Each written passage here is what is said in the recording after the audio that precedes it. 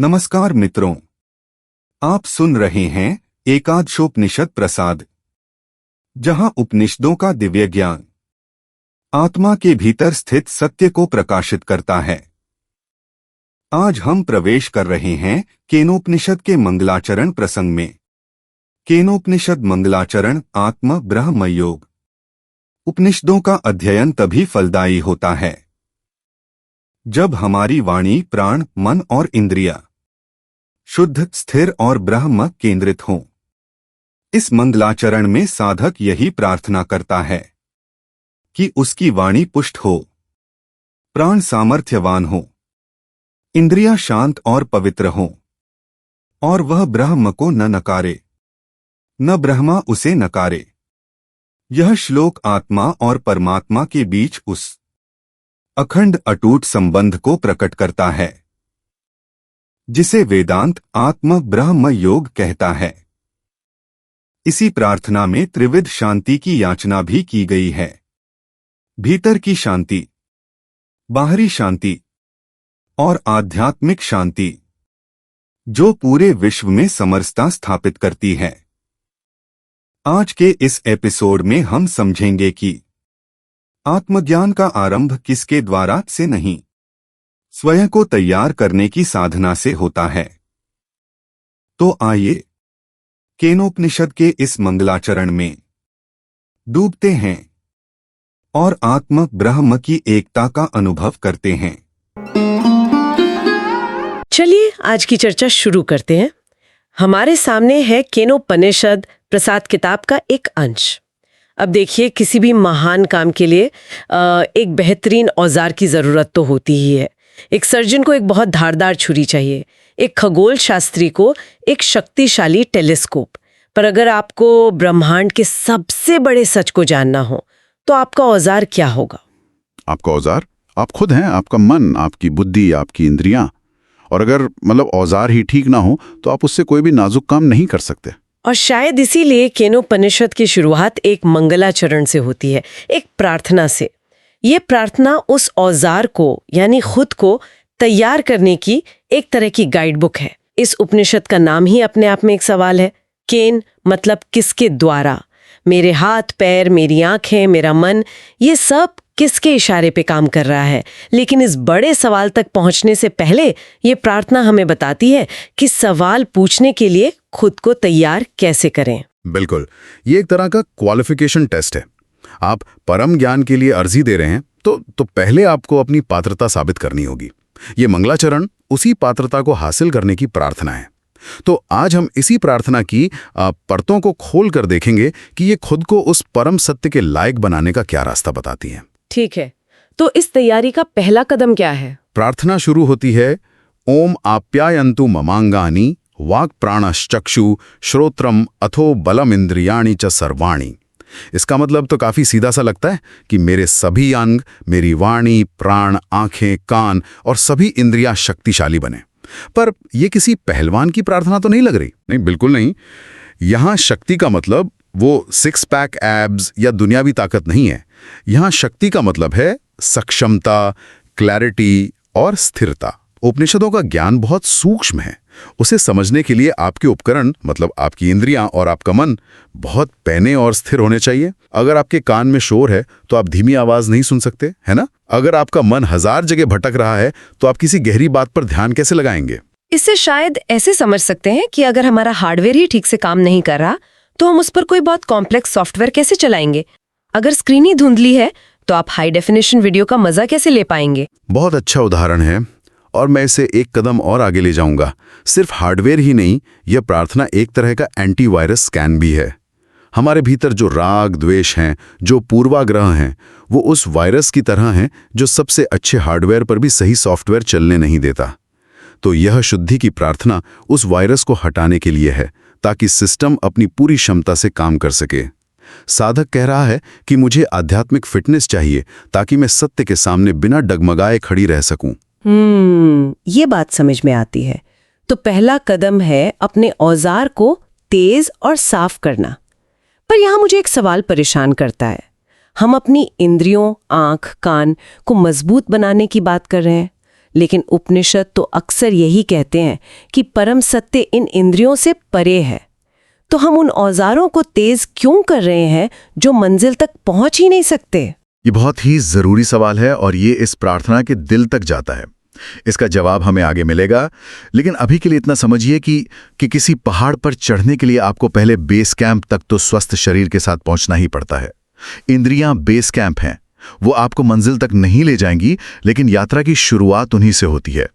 एक कमजोर और बिखरा हुआ मन तो यात्रा शुरू ही नहीं कर पाएगा। ठीक है, इस पर हम वापस लौटेंगे। तो औजार तैयार हो गया। अब प्रार्थना का अगला हिस्सा आता है, जो मुझे हमेशा से बहुत रहस्यमयी और दिलचस्प लगा है। सर्वम ब्रह्मोपनिषदम माहम ब्रह्म निराकुर्याम मा ब्रह्म निराकरोत। हाँ, ये इस प्रार्थना का हृदय है। सब कुछ उपनिषदों में बताया गया ब्रह्म ही है।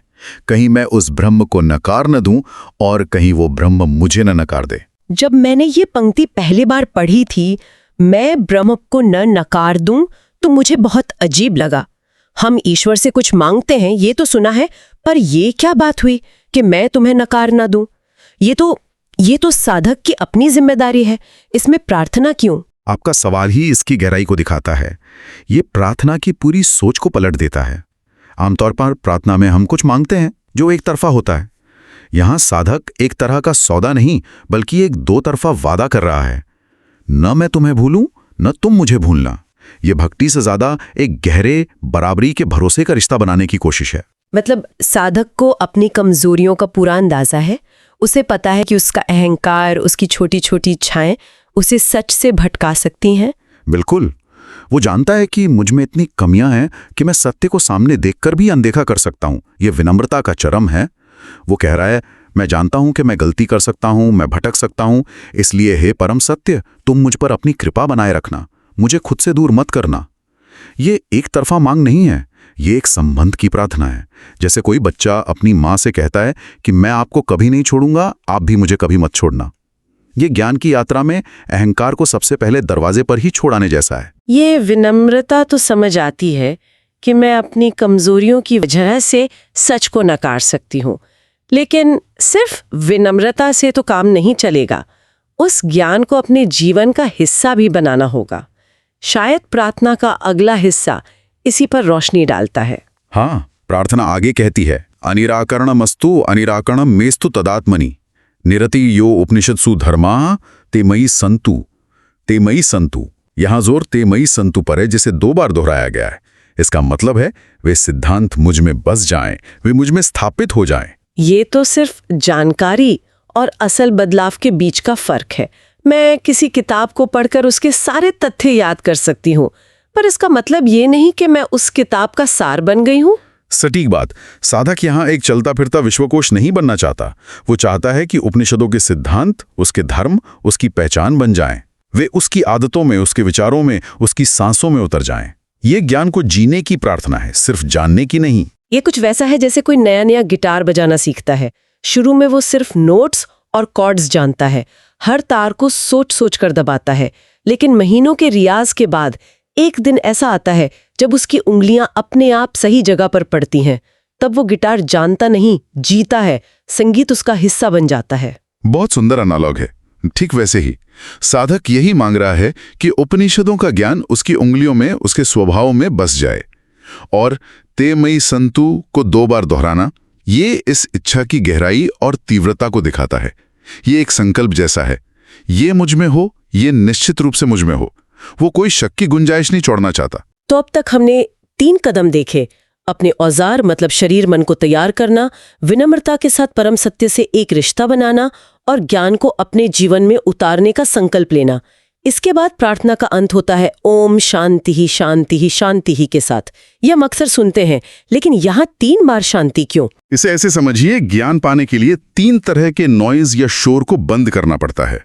पहली शांति है इंटरनल नॉइज को बंद करने के लिए आपके अपने मन की चिंताएं, सेहत की परेशानियां, अंदर की उथल पुथल। इसे आध्यात्मिक शांति कहते हैं। यानी सबसे पहले अपने अंदर का शोर बंद करो। मेरे दिमाग में क्या चल रहा है, कल की मीटिंग की टेंशन, किसी से हुई बहस, ये सब। हाँ, दूसरी शांति है सोशल नॉइज के लिए, आपके बाहर का शोर, बगल के कमरे का टीवी, ट्रैफिक का हॉर्न, लोगों की उम्मीदें, समाज का दबाव। इसे आदि भौतिक शांति कहते हैं।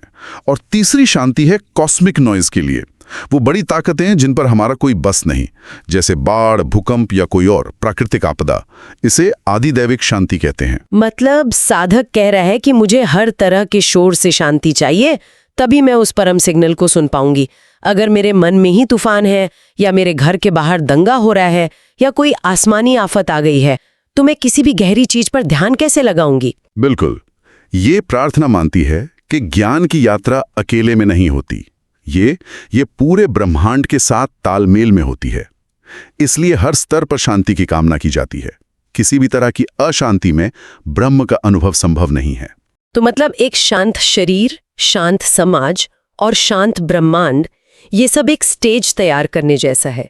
और इस तैयार स्टेज पर आकर साधक अब अपना सबसे बड़ा सवाल पूछने के लिए तैयार है, वही सवाल जिससे इस उपनिषद का नाम पड़ा, केन। अब आप उस सवाल पर वापस आ गईं जो आपने शुरू में पूछा था। ये पूरी प्रार्थना उसी बड़े सवाल का मंच तैयार करती है। एक साधक जिसने अपनी इंद्रियों को पुष्ट कर लिया है, जिसने ब्रह्म के साथ अटूट संबंध की प्रार्थना की है, जिसने ज्ञान को जीने का संकल्प लिया है और जो हर तरह की अशांति से मुक्त है, अब वो उस बड़े सवाल का सामना करने के लिए तैयार है। ये सब किसके द्वारा हो रहा है?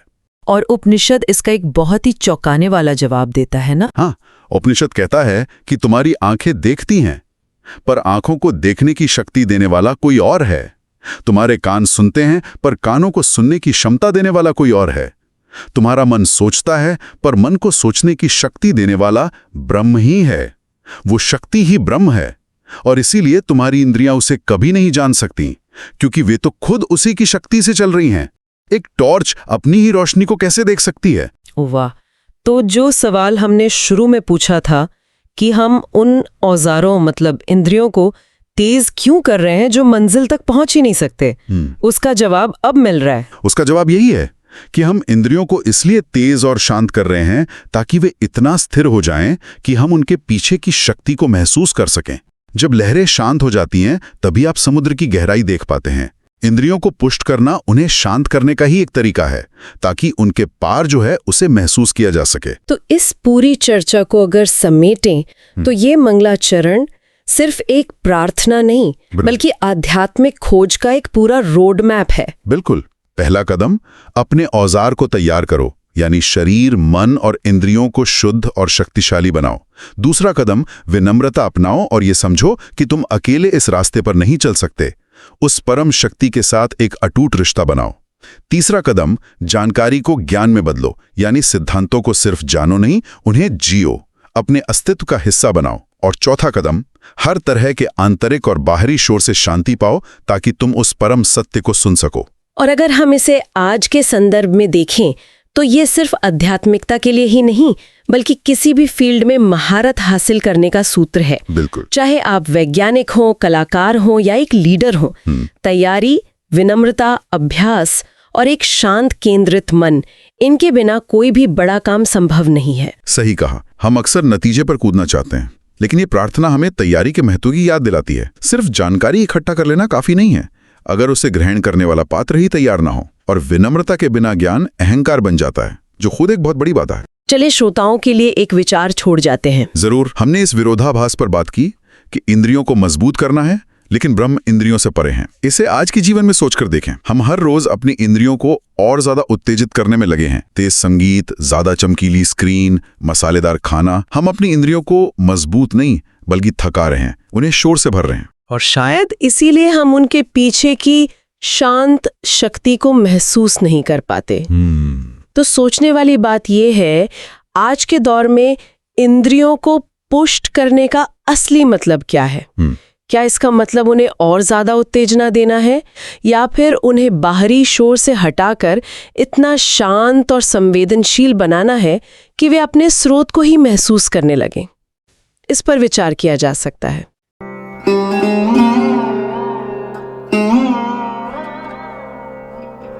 प्रिय श्रोताओं, आपने सुना केनोपनिषद मंगलाचरण आत्म ब्रह्म योग। इस मंगलाचरण का संदेश स्पष्ट है। ब्रह्म ज्ञान कोई बाहरी सिद्धि नहीं, बल्कि आंतरिक पवित्रता और शांत चेतना की उपलब्धि है। जब वाणी पवित्र होती है, प्राण पुष्ट होते हैं, इंद्रियां शुद्ध होती हैं, तब साधक ब्रह्म के सत्य को धारण करने योग्य बनता है। यह प्रार्थना हमें याद दिलाती है कि ब्रह्म को इंद्रियों से नहीं जाना जाता, बल्कि उस चेतना से जो हमारी वाणी, मन, प्राण और संपूर्ण अस्तित्व को संचालित करती है। केनोपनिषद की यह यात्रा अभी शुरू हुई है।